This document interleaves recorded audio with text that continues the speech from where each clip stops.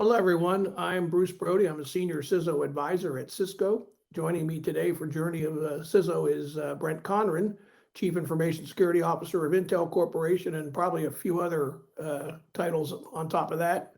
Brent, welcome. Good day, Bruce. How are you, sir? Good to see you again.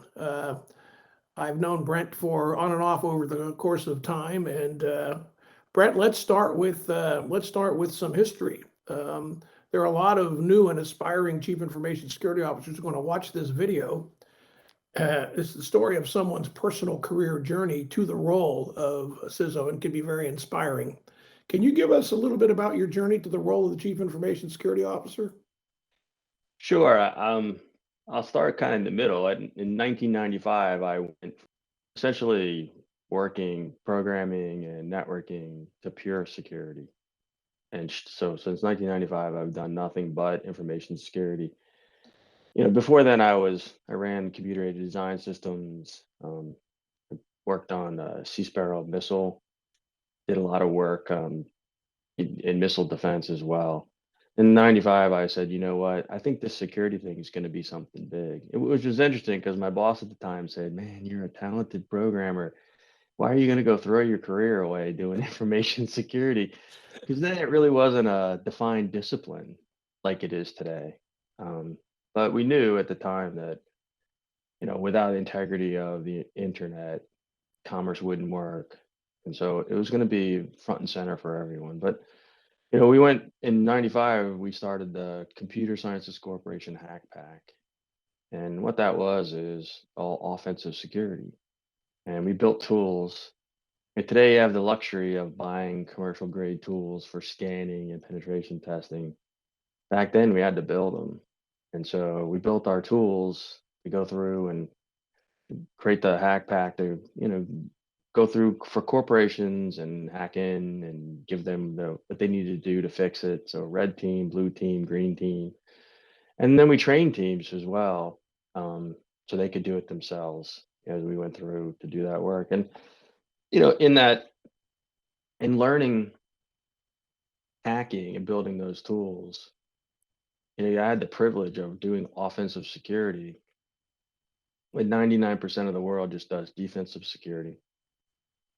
And I use those lessons on how you would break into a corporation, a government, an architecture, or system today.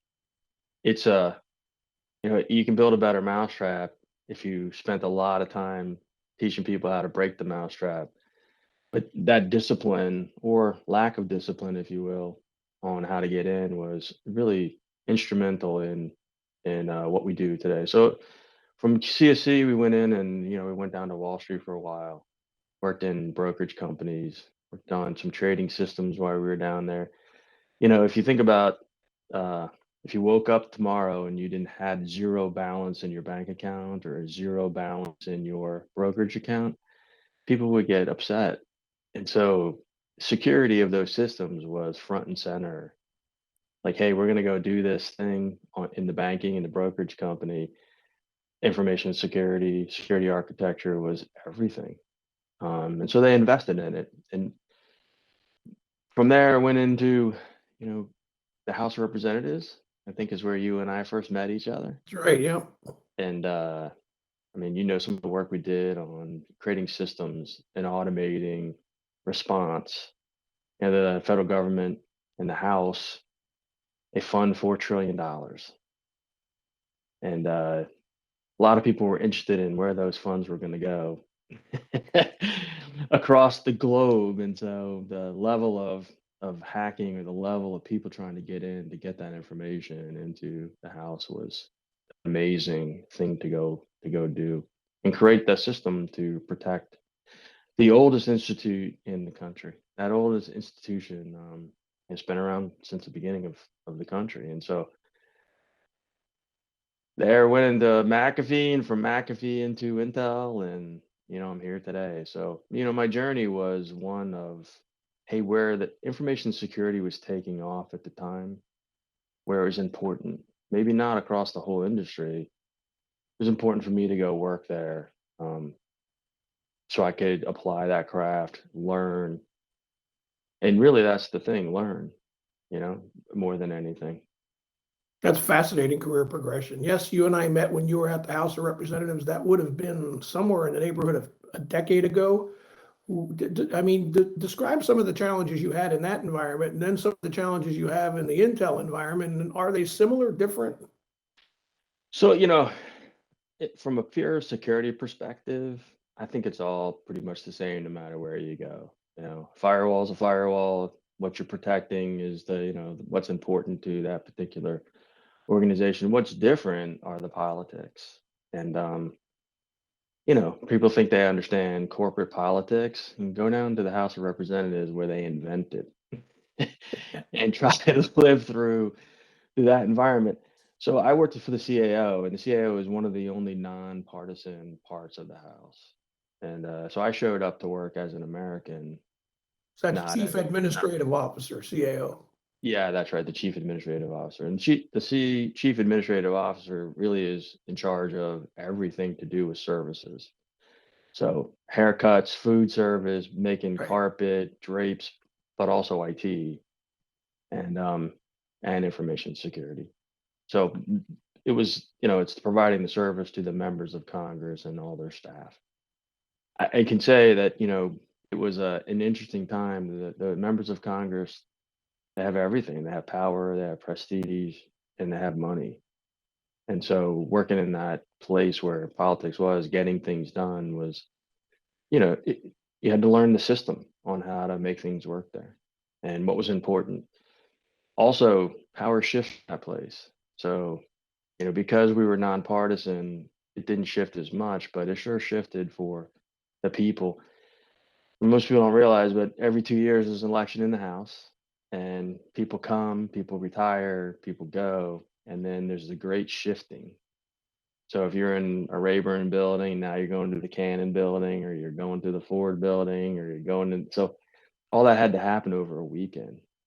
Um, the logistics of moving 435 people over a weekend and their staffs was quite interesting to go do and keep secure, um, across that environment. Well, that was an immersion in politics. Well, at least any political situation you face today is sort of, old hat. So here in Intel, honestly, Intel is it's a wonderful company. Um, First of all, they really care about their employees, and they have Silicon Valley is named after Intel. Yeah, Silicon. yeah. And so the history and nostalgia of Intel is, it's unparalleled, right? It's an amazing company to be part of. And the people that I get to work with here are also very talented individuals. The security team we have is, it's a global 56 plus countries that we work in. It's follow the sun, right? So Yep. America is EMEA, Asia Pacific. So when Intel's up and working, the information security team's also up and working across this environment. I have to be honest, I've had great support from the board, great support from the CEOs, chief financial officers, and my bosses along the way who look at the program, come in, do their evaluation and assessment, and pretty much say, keep going, doing what you're doing. And when there's issues, it's always around, hey, how can we help you? And you can ask for a more favorable environment to go, do this job here at Intel. That's great. So you and most of the CISOs that'll be watching this have workforce issues. There's more demand than there is supply of the cybersecurity workforce, and I'm sure you felt that in many stops along the way. What do you do to cultivate, nurture, and retain a qualified workforce, and speak a little bit about the diversity too? Great question. So clearly, there's more information security jobs than there are people, and we do several things. First of all, we developed a security college. Came pretty clear to me that one of the legs of the stool is I got to go build information security professionals. And you're interesting. When we hire people, we hire for aptitude, not necessarily what's on their resume. That beginner's mind, to have that inquisitive kind of detective approach. Those are kind of people that we want more than, and we can work with them from there. But we have a security college. We started it off just for the information security team. We've since opened it up to the whole of the company and our contractors too. So if you're a contractor, if you're an employee here, you can go into a security college and learn secure programming, secure networks. And if you start here and you get a curriculum, there's sometimes we assign it to you. Say, hey, you want to go down to this discipline, ethical hacking, here's your curriculum. You want to go into network security, here's your curriculum. You want to go into programming, here's your curriculum. So that's one leg that we do. We also have a huge certification program where people can go study for CISSP, CISM, CISA, so they can take their skills and their experience and then apply them to get the right level of certification with the industry. So it's not just, hey, insular to Intel, externally, for the industry as well. So, we've done the math. About every 10 people that go through the security college programs, we keep like 3. So everybody of my CISO friends out there ought to say thank you that I'm putting 7 people out into the pool of people to hire. Many return, but a lot of them go out and test their knowledge and their wares in other parts and in other industries as well. And then honestly, the retention part, we're a professional organization. And so clearly there's times where you're just working 24 hours a day, 7 days a week if there's an issue. The pandemic's a great example. When the pandemic came and we sent 140,000 people home, I had to put my team on a war footing for a good 2.5 months, and it's not a sustainable model. And you have to be aware that, hey, I'm burning my people out. When we got to a certain point, it was like, hey, you don't have to go home, but you can't be here. Just go. And so allowing them to work when they can or when they need to in that model is helped a lot on people going and refreshing, staying fresh, staying sharp. The other thing is we rotate quite a bit. And by the way, for the most of the warfighters we have love it. And to me, it's a benefit, right? So if you're pigeonholed in network security, you've never done attack and penetration, like are you really good at that job? You go over and rotate into another part of our business, and they go, hey, I never knew you could do this from an attack penetration perspective. There's some things I want to go back to my old job and fix based on the knowledge that they learned. But that rotation, that job rotation for people that we have, it's also keeps people engaged and learning. Remember when we started off, it's like, hey, we want that beginner's mind, that constant learning. And so those kind of people want to continuously learn. So as we give them opportunities to, it helps in the retention side as well. Really does. That's great. 'Cause, when you rotate people around, you keep them fresh. It's a good way of And it's better for the organization. It's better for the team. I mean, the more you broaden your skills, everyone normally comes into information security from a discipline, like a discipline in IT. Hey, I run a network, so your discipline is network security, but the field is so wide. In order to do really good, you gotta understand most of the field. It's one of the reasons we push certifications externally, right? So it gives you that broad brush kind of, here's the whole totality of what it means to be an information security professional. You're going to feed yourself with, GRC or governance or compliance or whatever. You got to go learn the rest of it to make sure that your job and what you do, with a good understanding of the whole job. So let me ask, in the last, let's say, 3 to 5 years, including the period of time that was the pandemic, how has the role of the Chief Information Security Officer either evolved or changed or maybe stayed the same? Any differences? Yeah. So I'm not sure it's because of the pandemic, but in the last 5 years, the role of the CISO has elevated quite a bit. Everyone asks me, your technical CISO and all the rest of it. I grew up in technology, and so in the past, I would answer I'm a technical CISO. I have to tell you now, most of the work that you do in the last 5 years is education and business.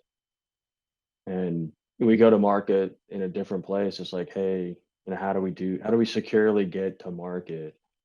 Is a conversation that happens regularly. And in the past, you had to push your way into it, and now they're pulling you into the conversation. So, your influence in the company has elevated quite a bit. And I'd say that journey started, 10 years ago, and then it picked up steam 5 years ago. And I think if you look across most CISOs now, they're going concern with, the executive leadership teams on how we got to go run this company. So the role is elevated quite a bit. Um, it requires different skills, communication skills, understanding the politics of the day, understanding the budgets of the organization. You know, if you'd have told me in 1995 that I was gonna have to know how to balance that budget across a company of this large magnitude, I said, "You're crazy." But yet it's happening today, um, based in this role. So that's changed quite a bit. What stayed the same though is like you got to deliver the basic services, or you don't keep a seat at the table. So it's great to have, be invited to the party. It's great to be there, but at the end of the day, if you're not doing the blocking and tackling, you don't get to keep that seat. Um, and it's not one and done. It's like the totality of what you're doing, the program that you're building, and you have to make sure that you keep up to date. I call it a box theory. You don't want to be too far to the left of the box. You don't want to be too far to the right of the box. And if you are too far to the left, then you ought to be aware of where you're lagging. And if you're out bleeding edge somewhere, you ought to be aware of that too. Because there's risk in both of those. And kind of stay in the middle of the box, if you will, to advance the program steadily based on where the business is heading. You know, I think that keeps you engaged with your business partners. So speaking of your business partners, how do you effectively communicate with peers and superiors and the board and the C-level? Of course, you're in the C-level, so how do you effectively communicate and what kind of conversations do you have about security and risk? Yeah, so I go to the audit committee regularly, and I've had the chairman of the board spend a half a day with us to go through security. And honestly, it's I'm very plain spoken and direct. Um, I think they say, hey, if you ask the question, you're going to get an answer. So, and I just don't know how to do it any other way. So, and honestly, there's some deference given there. One, just because of what we do. But honestly, most people are seeking information, and there's normally a disconnect if there's some issue in security. And I find that dialogue and that connection point helps a bit when you educate. And I tell everyone that meeting somebody for the first time over an event is not the right answer. So having a good understanding of who they are, the understanding of who you are. So if you need to go affect change quickly, the first thing shouldn't be, "Hi, my name is Brent." It's like, here's what we need to do collectively to go get ourselves into a better posture. Um, and so that requires you to go out, reach out, and have those discussions. But we have them up and down to the board, to the audit committee, and then to ELT, executive leadership team. And most of that conversation really is, you know, education around the program or something that they need to do to bake into their budget this quarter, this year, or over time. We've all seen news in the past year that Intel, being a chip maker, is going to be expanding its footprint into places like Ohio. When that kind of thing happens, how does that affect your role? So, quite a bit, right? Is So it you just, have is it just an additional duty, or you get some help, or well, it's just additive to the existing team.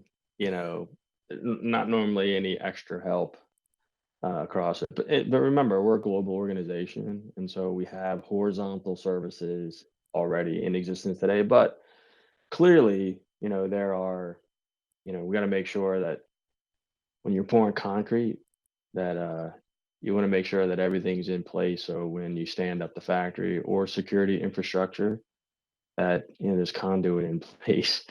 You don't want to run jackhammers, after the fact. But nonetheless, is when you build out, and the Silicon Heartland, there's a lot of great talent out there.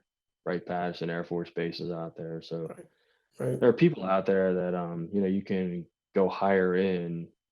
Some of them are predisposed to understanding an existential threat.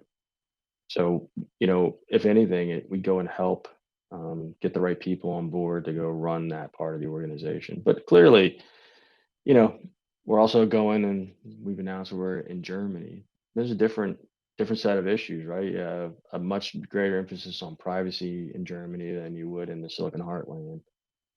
So it affects your team really around the regulations, and it affects your team on what you can do and how you can do it based on the rules, the law, the regulations that are getting passed in those regions.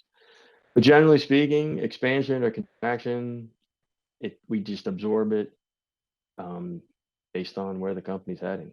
And keep on getting bigger. Yes, we do. So let me ask you, you obviously you have partners in security, you have vendors, you have hardware, software, and service vendors. What kind of qualities do you seek out when you look at the vendor community? So, it's an interesting question, and the answer is it depends, right? So if I'm going to go buy a piece of software that I'm going to put on every laptop or every phone, that that composition of that vendor is something very different than suppose I was going to put a intrusion detection system in a span port. I can go with 12 guys in a garage for something that's only going to affect me. And so I'm more likely to push innovation um, with somebody who might be innovating differently to go affect change in that span port scenario. Because if it didn't work or if it fell down, the only person who would know would be me.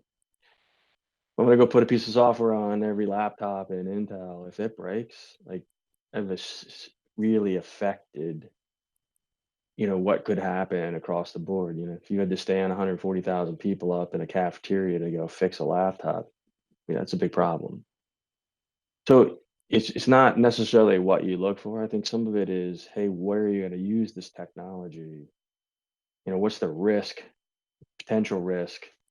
Um, and then where would when you apply it, I think the composition of that particular organization could be different. Clearly the security industry is pretty much outsourced R&D. And if you look at all the companies that start, you get a startup, they build a piece of technology, the bigger security players either buy them to tuck them in or acquire them to use the technology. And lots of corporations are doing that today. And so, it's also a consideration. It's like, hey, is this going to be a company that's going to exit the market soon, or is it not?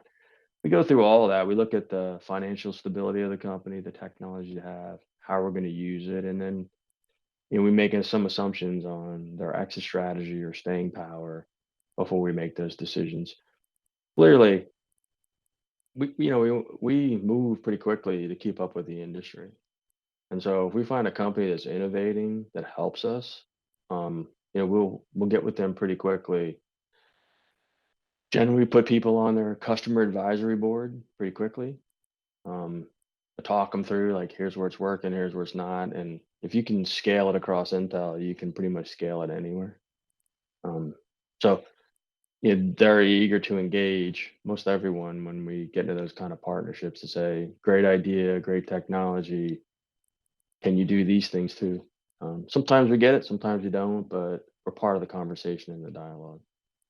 So it's not a straightforward answer. I think it depends on where we're going to deploy the technology. And It depends is always a good answer. Yeah. Well, let me go back to one of the things you mentioned before about you interact with the board. You had a half a day of the chairman of the board's time. How was the board? How often do you interact with the board, and what do they how do they measure cybersecurity at a place like Intel, which is a pretty expansive place? So we go in front of the audit committee regularly, and you know the level of questions that I get that I get now from, just 5 years ago, 7 years ago, it's very different. You can tell that it's top of mind more than it has been, and they're seeking information really around how we do, and really.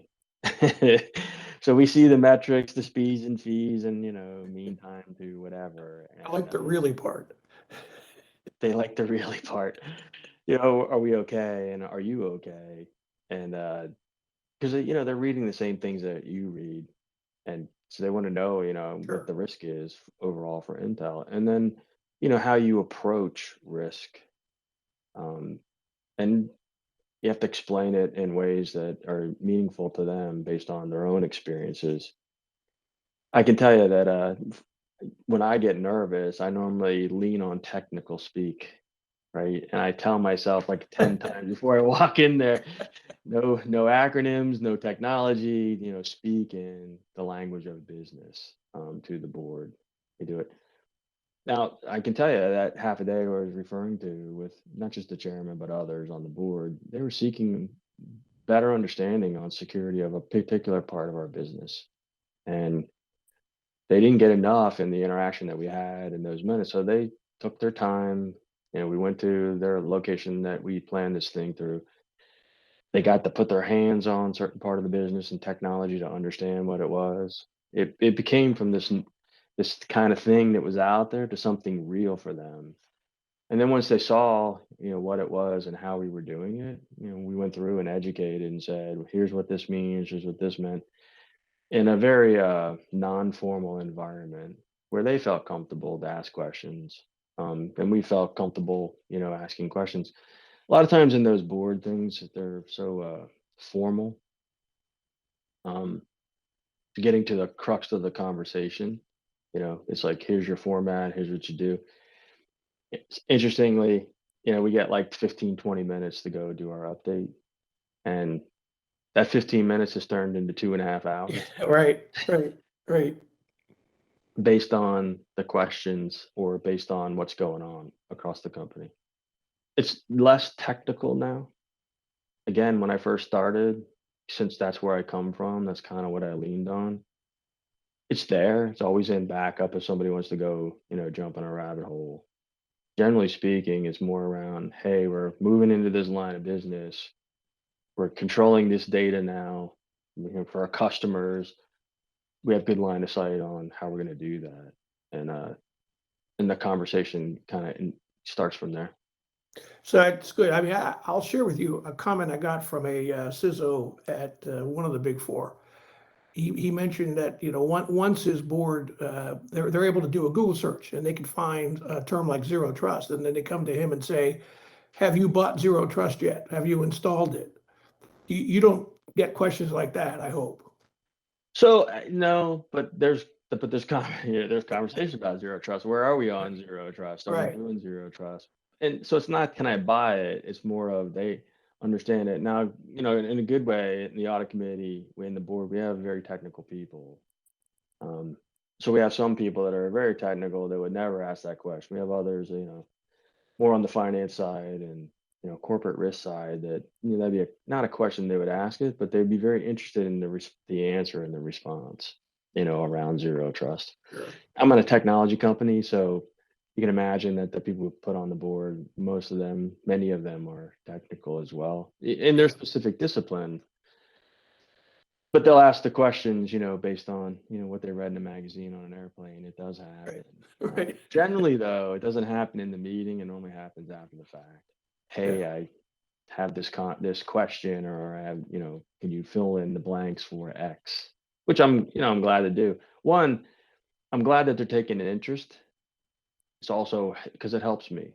It helps the corporation, and it helps the level of dialogue. I will say this: in the beginning, there were a lot more questions, very much a lot more questions. And once I think they realized we were a going concern, the questions changed to a degree on, okay, we understand the program, we understand what it is, where are we based on this direction that we're heading. So, That's a good my place to sense be. is if we had a new CISO in the role, it would probably revert back to, Sure. tell me about your program. Yeah. Good. Well, I'm glad that that's in a way they're helping to retain you by keeping it to the, hey, how's things going, as opposed to what are you doing? I get that too. So Well, let me ask you, if you could go back to a younger Brent, you could pick when. I don't know about 1995, but let's say you go back a few years. How, what might you tell younger Brent that that he should be aware of or concerned about going forward? yeah, so be careful what you ask for. When the first question, I mean, I remember before I became a CISO, I really wanted to be a CISO. I mean, I really wanted to do it. And I thought you couldn't convince me that I wasn't ready until I got the job. And then I was like, wow, it's there's a lot of decisions with real impact to people, the corporation, based on the questions or the, decisions that we were making. So, that's one thing. The other thing too is probably would have studied accounting more than I did as an Interesting. elective, more Yeah. business than I did. Came to math. I would any class I would take, and physics any class I would take, and business was for somebody else. And I use a lot of that now. Um, and I would have, yeah, I've taken many classes since that time, but if I was younger, I would have probably leaned in more in that part of my early education, across the board. And then the other thing too is there's never a time in the business of information security where you're not learning. The minute you think you're on safe ground is when you're dead. Yep. It's the same thing in infosec. I mean, every day you better be learning. And if there's a moment in time, downtime, pick up an article, read about what's going on with a hack or malware, or whatever it would be, and understand how your infrastructure and your architecture was beaten, right? Because each time you got to go build a better mousetrap, right? When you go down that path. So Right. if you're looking for a job where it's 9 to 5, this is not the one for you. Right. And so just know that going in that, you know, my younger self was like, hey, I'm gonna get this all worked out. I'm good to go. I could put my feet up on the desk, and I haven't had the chance yet to put my feet up on the desk. Yeah, Um, I'm going to solve cybersecurity.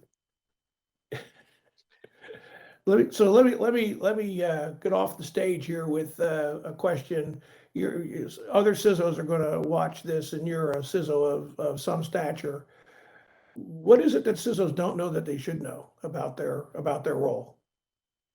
the influence that you can have across an organization, and that you're not a waiter at the table all the time. A lot of CISOs wait for direction, or wait for whatever part of the business is going to move one direction or another, and that you can drive the dialogue and drive the conversation based on your role. And the other thing I would say that there's an assumption, I fall into this trap often, that people actually know what I'm talking about, right? If I'm talking to my mom and she's like, "What do you do for a living?" and I go, I sometimes I work with computers. That's what she gets. That's where she understands. If I started going into, threat vectors and MITRE frameworks, and just like, it's not her business. And so when if I'm talking to somebody in accounting, if I'm using that language and jargon, it's just speaking Romulan, and they're speaking. It's Klingon. just that it doesn't line up. And so, and again, I fall in the trap myself because, if I'm in a conversation or I get nervous, I lean on technology. It's just where I go. And the business at hand. So, my CISO's friends and constituency out there, the other thing I would tell them is, like, there's help. I'm part of groups. I have CISO friends, I have security friends, I have mentors today of people that helped me get along, even today, where I call up and go, "Hey, I need your advice on something." And so, I don't know a CISO out there who's ever said, "No, you're not part of my group," or "No, I can't take your phone call." Generally speaking, in my group of people that are security professionals, they can call me anytime, day or night. I'm going to call them anytime, day or night. If I'm in a jam and need assistance, I don't care where they're working. And by the way, they don't care where I'm working either.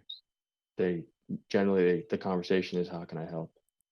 So, you're not alone. And if you're in a silo in your organization, I would encourage everyone to reach out, get into a forum, get into a group of CISOs, and in an honest way, here's what I don't understand, here's what I do understand, or here's what I'm thinking. And it can take you a long way in your business to get help. Wow.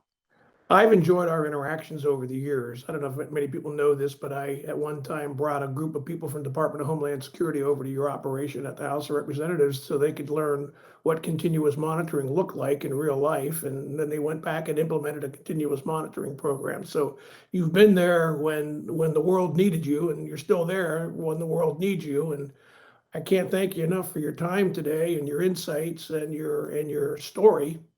Brent Conran, Chief Information Security Officer of Intel Corporation, plus other titles, I'm sure. I want to thank you so much for sharing your observations with us, and wish you continued good luck, and look forward to talking to you again sometime. Thank you, Bruce. Have a good afternoon. You too.